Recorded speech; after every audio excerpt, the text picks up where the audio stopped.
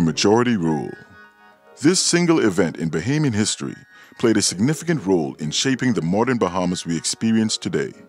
The significant events leading up to and emanating from majority rule must be permanently etched in the Bahamian historical landscape, as these events define us as a people, reveal what we believe in as Bahamians, and serve as a constant reminder of our vision and our values. The following is a cursory account of the significant events surrounding and leading up to majority rule, the meaning of majority rule, and homage will be duly paid to the freedom fighters that fought this epic battle in the name of freedom and justice. The Burma Road Riots. Many local political historians believe that June 1st, 1942, marked the beginning of the modern political history of the Bahamas. The events of the Burma Road Riots came as a result of the agitation by laborers for equal pay for equal work, regardless of color or nationality.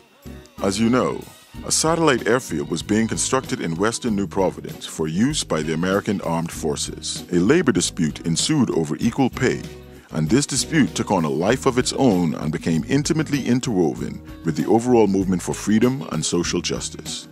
Today, that site is the Lynden Pindling International Airport. So it is clear that from the first stirrings of political activity in the country, labor has been an integral part of the struggle. The suffrage movement in the Bahamas. The movement really started with a conversation between Mrs. Mary Ingram and her husband following his defeat in the 1949 general elections. The defeated candidate opinioned that his political fortunes could have been very different had women voted in that election. Other significant national events that fueled the suffrage movement were the Burma Road Riots of 1942, the General Strike of 1958, and the labor movement of the 1950s. The Civil Rights Movement in the United States with Dr. Martin Luther King was an international event that also fanned the flames that burned for social justice and equality in the Bahamas. During the years 1959 and 1960, the movement gained considerable ground, advancing petitions and demonstrating publicly for the right to vote. In November 1960, Eugenia Lockhart and Dr. Doris Johnson accompanied Henry M. Taylor, chairman of the PLP, to London to present a petition to the Secretary of the State for the Colonies. In January 1961, a select committee of the House of Assembly gave a report in favor of the right to vote for women, but with the effect from January 1963. The PLP and the independents in the House of Assembly opposed the report. An appeal was made to the House of Commons in England again. On February 23, 1961, a bill to enable women to vote was enacted with the effect from June 30, 1962. Bahamian women voted for the first time on November 26, 1962. This new women's right brought a force and element into the history of the Bahamas that affected the country's social, economic, and political development. To this day, the effect of women exercising their right to vote has impacted all aspects of national life, as women from all sides of the political divide have and continue to make their contribution to the country. The birth of the PLP. The PLP was born out of a movement that embodied the hopes, aspirations, and feelings of a generation of Bahamians who were demanding equal work, majority rule, and the freedom to pursue any hopes and wishes they dared conceive. The man who's generally credited with conceiving the Progressive Liberal Party was William Cartwright, a publisher, real estate broker, and member of the House of Assembly for Cat Island. Many black businessmen and lawyers were invited to join, but for reasons of their own decided not to be identified with the new movement. But the party's course was clear from the beginning. The PLP was designed to represent all that was opposed to unfair privileges and the wealth and power this afforded the Bay Street Boys. General Strike of 1958. In support of 1957's protests, a 16-day general strike brought Nassau to a screeching halt. Unionized or not, just about every worker participated, and the strike was quite peaceful.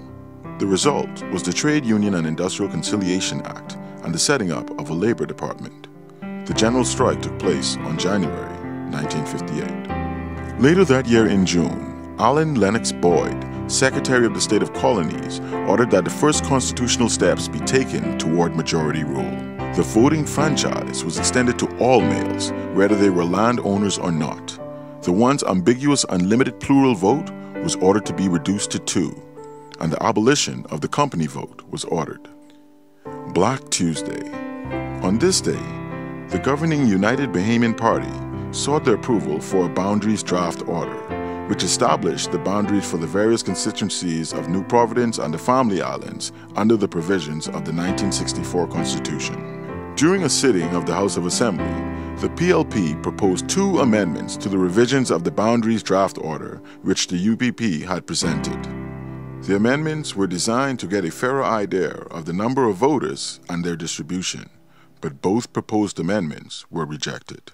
It was at this point that Sir Lyndon walked over to the Speaker's table and lifted the 165-year-old mace, the symbol of the Speaker's authority, and said, "This is the symbol of authority, and the authority on this island belongs to the people, and the people are outside."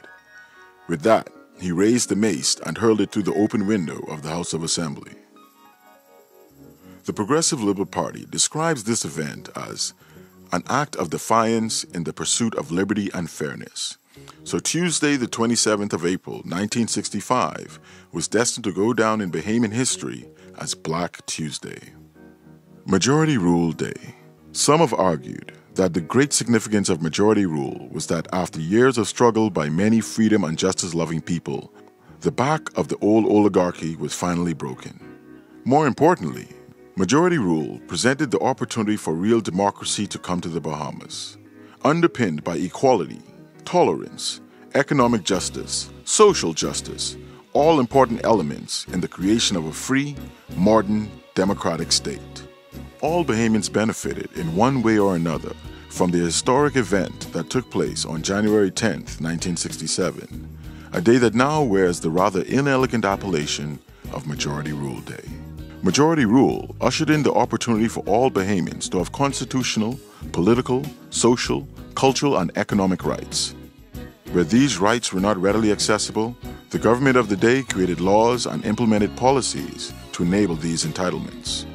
January 10th is a day in the national calendar that belongs to all Bahamians, not just PLPs, but to all Bahamians, black and white, rich and poor, young and old, city dweller and family islander, and yes, PLP and F&M alike.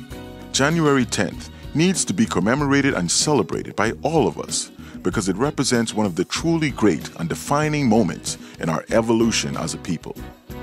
With the exception of emancipation from slavery in 1834 and the attainment of independence in 1973, there is no event of more consequence and historical importance than the attainment of majority rule on January 10, 1967. January 10, 1967 represents the transition from the old Bahamas to a new Bahamas, the point of transition from minority government to majority rule, the point of transition to a modern democracy.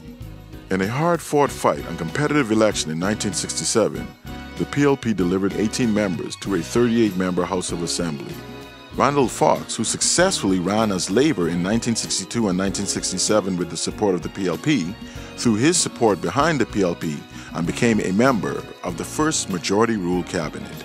He figured prominently in the movement toward majority rule. Successful independent candidate Sir Alvin Brannan threw in his lot with the PLP and accepted the post of Speaker of the House. These two warriors for justice and freedom tipped the proverbial scale in favor of the PLP, and the first Majority Rule Cabinet was formed. This distinguished group consisted of Cecil Wallace Whitfield, Milo Butler, Arthur Hanna, Clarence Bain, Jeffrey Thompson, Carlton Francis, Randall Fox, Warren Lavardy, Curtis Macmillan, Clement T. Maynard, and Lyndon Pinling. As Bahamians look to the future, it must be the average man making the average salary with children to educate to university level, that they see not a glass ceiling, but opportunities that give rise to hope as we work to build the best little country in the world. Hello Bahamians, good evening. This is the very first time that I am speaking to you as Premier. What I said to a number of newsmen yesterday was recorded and played back for you to hear last night. But tonight, I speak to you directly, to you, my people. What has happened to me and my colleagues over the last 48 hours would not have happened without you. It would have been impossible without you. I, therefore, on behalf of my party and I, thank you all from the bottom of my heart. Prayers surely change things. Tonight, no man can deny that we have come a long way. But I hasten to warn you that we still have a long, long way to go. The road has been hard and difficult, full of pitfalls and dangers, some put there by our friends, others by our enemies. But thank God we have overcome.